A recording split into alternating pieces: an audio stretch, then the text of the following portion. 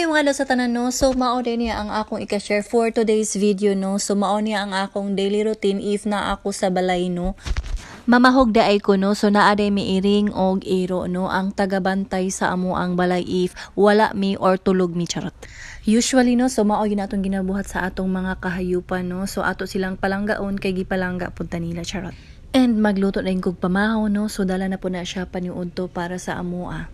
So while prepare po kog pagkaon no, so busy pud kaayong akong kauban diha no para sa iyang mga customer nga gipanggutom pud og hinulata sa iyang giluto. And while nagpaabot ko sa akong giluto, so naginahina na lang po kog himo og ice cream kay murag nahutdan na kog ice cream sa stock namo. So makita ninyo no, tanan kasagaran nga available diri sa amoa is homemade yun tanan.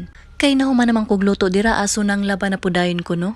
Ug halos everyday po ko galaban no kay dili ko gusto nga managhan ang labhonon no. So na ako sa balay galaba jud ko ginagmay ana. Kay kung mabisi na wala na gyud tay panahon manglabas sa atong mga labhonon.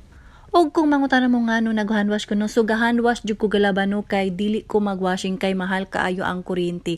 Ang washing is for display ra na charot. Bitaw oy. Dili gyud ta mahotdan og trabaho no if na ata sa balay magpuyo ay no. So naghimo na pud kog sauce sa shawarma kay padulong na pud pahurot no. And that's all. Thank you. Bye.